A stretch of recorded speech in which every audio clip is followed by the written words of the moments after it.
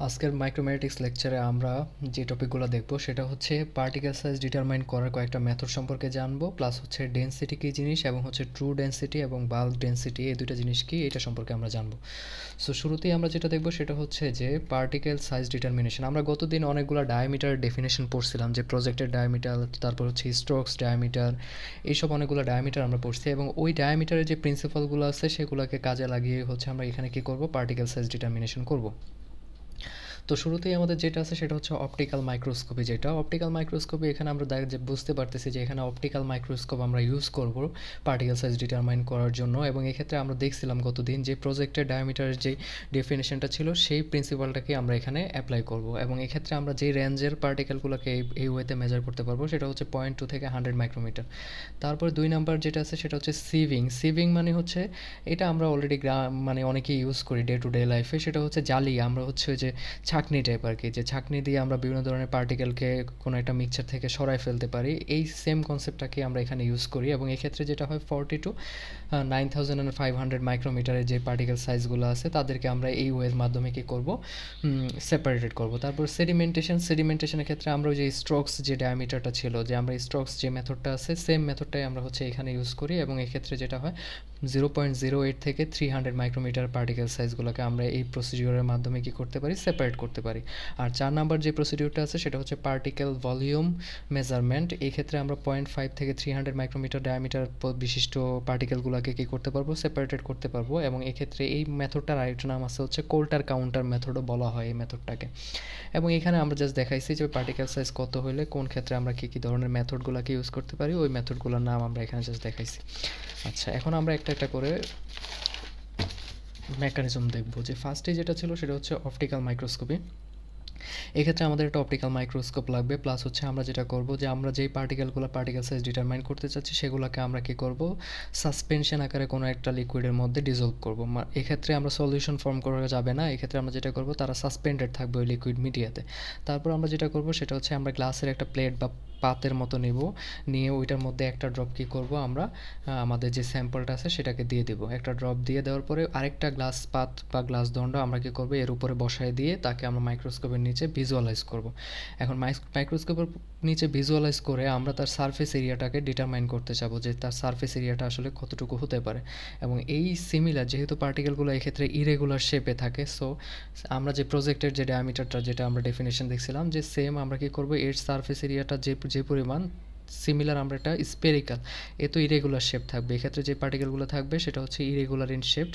আমরা spherical same surface area সমৃদ্ধ একটা কী করবো, পার্টিকেলকে নেব, নিয়ে এটাকে এটার সাথে কম্পেয়ার করব। যদি দুইটা সারফেস এরিয়া সেম থাকে তাহলে আমরা ধরে নিলাম এটা হচ্ছে আমাদের ইরেগুলারটাকে আমরা এটার উপর বসায় দিলাম।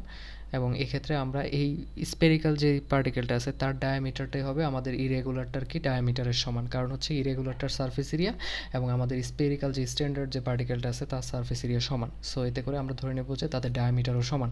এবং এই ক্ষেত্রে আমরা প্রায় এটা ডিসঅ্যাডভান্টেজ, এই ক্ষেত্রে আমরা 0.2 থেকে 100 মাইক্রোমিটার পার্টিকেল সাইজ বিশিষ্ট পার্টিকেলগুলোকে আমরা মেজার করে থাকি। এবং এটা ডিসঅ্যাডভান্টেজ হচ্ছে কি, যে এই ক্ষেত্রে আমরা একটা দুইটা পার্টিকেলের যা সারফেস এরিয়া ডিটারমাইন করে তাকে আমরা স্ট্যান্ডার্ড কোনো একটা স্পেরিক্যালের সাথে কম্পেয়ার করলেই হবে না, আমাদের এক্ষেত্রে প্রায় 300 থেকে 500 পার্টিকেলের ডায়ামিটারকে কী করতে হবে, নিতে হবে পুরো স্যাম্পল থেকে, নিয়ে এগুলোর অ্যাভারেজটা আমরা কী করব, কাউন্ট করব। এবং ওইটাই হবে আমাদের কি টোটাল কোনো একটা মিক্সচারের পার্টিকেলসগুলোর সারফেস এরিয়া, ডায়ামিটার বা পার্টিকেল সাইজ। তার মানে অ্যাভারেজটাই হবে কি 300 এবং 500 যে আমরা পার্টিকেল নিয়েছি তাদের টোটাল ডায়ামিটারের অ্যাভারেজটাই হবে আমাদেরকে, যে ওই স্যাম্পল বা ওই প্রিপারেশনের মধ্যে পার্টিকেলগুলোর অ্যাভারেজ ডায়ামিটার অথবা অ্যাভারেজ কি শেপ আমরা ধরে নিতে পারবো।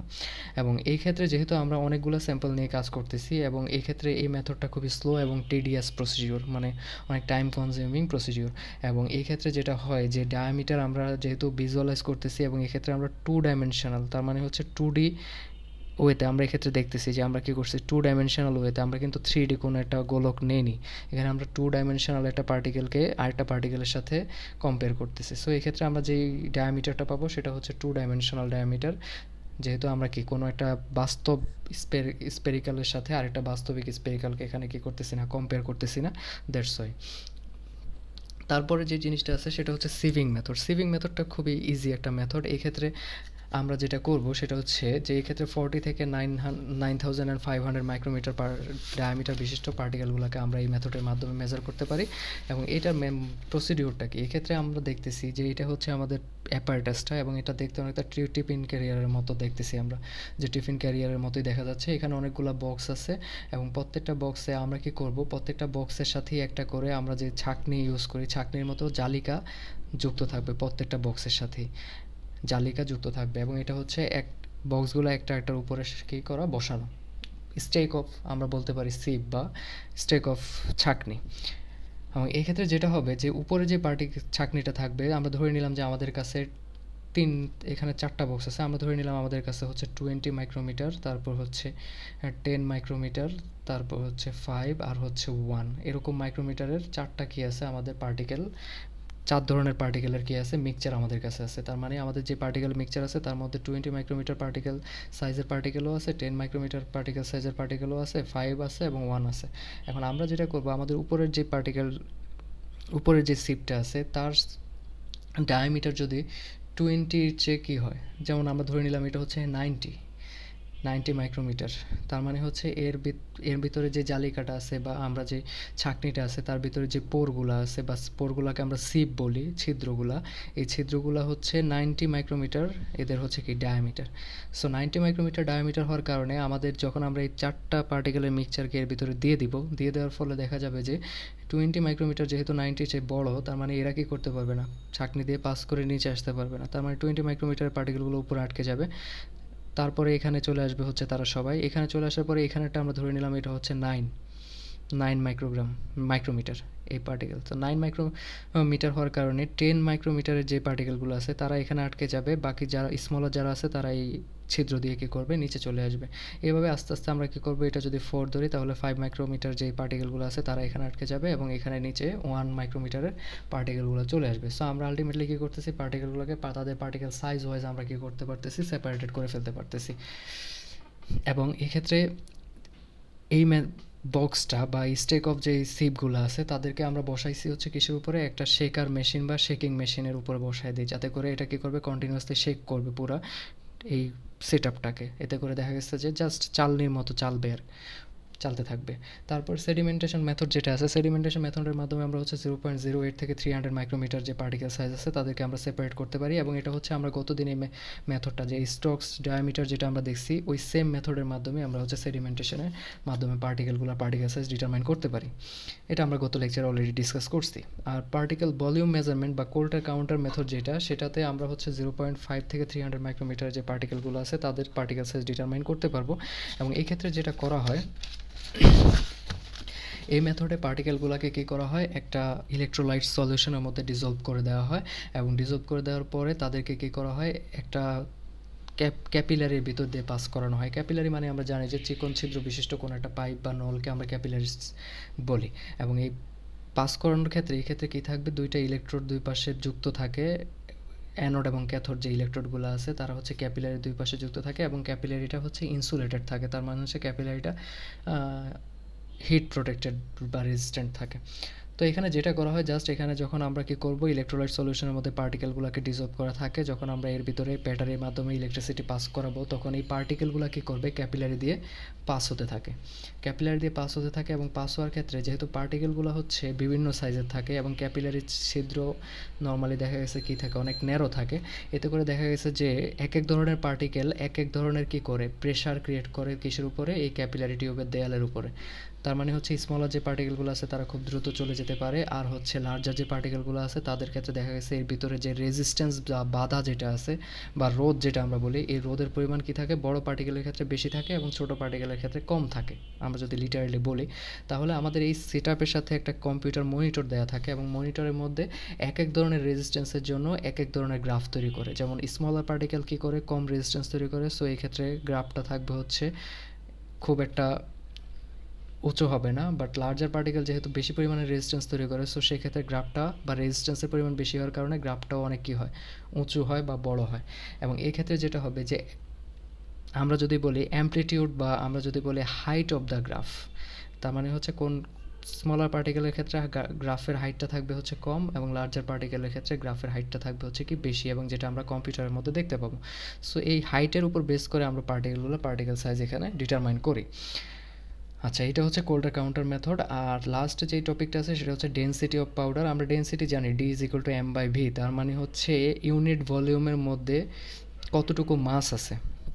তার মানে আমরা যদি ধরি 1 সেন্টিমিটার কিউবের ভলিউমের মধ্যে কোনো একটা জিনিস, তার ওয়েট কতটুকু, এবং এই ওয়েট এবং হচ্ছে ভলিউমের রেশিওটাকে আমরা বলি হচ্ছে কি ডেনসিটি। তার মানে হচ্ছে ডাব্লিউ বাই ভিকে আমরা বলি হচ্ছে কি ডেনসিটি। এবং ডেনসিটির ক্ষেত্রে দুই ধরনের ডেনসিটি পাওয়া যায়, একটা হচ্ছে ট্রু ডেনসিটি আর একটা হচ্ছে ভালভ ডেনসিটি। ট্রু ডেনসিটি জিনিসটা কি, যে আমরা যেহেতু বলছি যে ডেনসিটি হচ্ছে ডাব্লিউ বাই ভি, তার মানে ওয়েটের সাথে ভলিউমের রেশিও।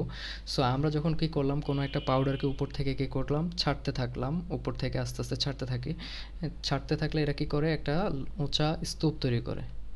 এখন এই যে স্তূপটা তৈরি করলো, এই স্তূপটাকে আমরা যদি কী করি, উপরে প্রেশার দিই, এটা আমরা হইতে পারে যেমন একটা টেস্ট টিউবের মধ্যে আমরা কী করলাম, পাউডার নিলাম, পাউডারটাকে শুরুতে ফ্রি ফ্লো করলে দেখা গেল যে পুরো টেস্ট টিউবটা সে কী করে যাবে, ভরে যাবে। কারণ হচ্ছে পার্টিকেলগুলো এরা একটার সাথে যে জায়গা দখল করছে, মাঝখানে অনেকগুলো জায়গায় তাদের মধ্যে কী থাকবে, রিমেইনিং থাকবে। এখন আমরা যদি উপর থেকে টেস্ট টিউবের ভিতরে চাপ দিই, তাহলে দেখা যাবে যে এই পার্টিকেলের মাঝখানে যে স্পেসটা আছে সেটা কী করবে, কমে যাবে, এবং ভলিউমটা তখন কী হয়ে যাবে, কমে যাবে। এখন এই ক্ষেত্রে এক ধরনের ডেনসিটি আমরা পাবো যখন হচ্ছে আমরা কোনো ধরনের প্রেশার অ্যাপ্লাই করলাম না, আর এই ক্ষেত্রে যখন আমরা প্রেশার অ্যাপ্লাই করলাম তখন আরেক ধরনের ডেনসিটি পাবো। কারণ এই ক্ষেত্রে আমাদের কী হয়ে গেছে, ভলিউমটা কমে গেছে উইথ কম্পেয়ার টু কি, যখন আমরা কোনো ধরনের প্রেশার অ্যাপ্লাই করি না। সো এই প্রেশার অ্যাপ্লাই করার পরে ভলিউম কমে যাওয়ার পরে যে ডেনসিটিটা, সেটাকে আমরা বলি হচ্ছে ট্রু ডেনসিটি। এবং প্রেশার অ্যাপ্লাই করার আগের যে ডেনসিটিটা, তাদেরকে আমরা বলি হচ্ছে বাল্ক ডেনসিটি। তার মানে হচ্ছে বাল্ক ডেনসিটি যেহেতু কি, তার মানে আমরা তো পাউডার সেম অ্যামাউন্টেরই নিয়েছি। যেমন আমরা যদি ধরি এখানে 1 কেজি কি আছে, পাউডার আছে, দুই ক্ষেত্রে কিন্তু ওয়েটটা সেম থাকবে, 1 কেজিই থাকবে। বাট এক্ষেত্রে ভলিউমটা কম, এক্ষেত্রে ভলিউমটা বেশি। তার মানে হচ্ছে 1 কেজি ডিভাইড বাই, আমরা যদি এটাকে ধরে নিলাম 1 কেজি ডিভাইড বাই এখানে আমরা ধরলাম এখানে ভলিউম হচ্ছে 1 সেন্টিমিটার কিউব। তার মানে এক্ষেত্রে আমরা ডেনসিটি পাচ্ছি হচ্ছে 1। বাট এটার ক্ষেত্রে আমরা ধরে নিলাম যে তার ভলিউমটা হয়ে গেছে 0.5 সেন্টিমিটার কিউব। যখন আমরা একে কী করলাম, প্রেশার দিলাম, তার মানে ভলিউমটা কমে গেছে, তার মানে 0.5 সেন্টিমিটার কিউব হয়ে গেছে তার ভলিউম, বাট তার ওয়েটটা কিন্তু 1 কেজি আছে। সো এই ক্ষেত্রে তার ডেনসিটিটা হয়ে যাবে কত, 2 কেজি পার সেন্টিমিটার কিউব। তার মানে হচ্ছে কি, ট্রু ডেনসিটিটা বাল্ক ডেনসিটির চেয়ে কী হবে, বেশি হবে। কারণ ট্রু ডেনসিটির ক্ষেত্রে ভলিউমটা কী হচ্ছে, কমে যাচ্ছে, আর বাল্ক ডেনসিটির ক্ষেত্রে ভলিউমটা কী হয়ে যাচ্ছে, বেড়ে যাচ্ছে। সো দ্যাটস ওয়াই দেখা গেছে কী হবে, ট্রু ডেনসিটি বাল্ক ডেনসিটির চেয়ে বেশি হবে। এবং আজকের লেকচার এটুকুই থাক। নেক্সট দিন হচ্ছে আমরা আরও ডিটেলে অন্যান্য টপিকগুলো নিয়ে আলোচনা করব। ধন্যবাদ সবাইকে।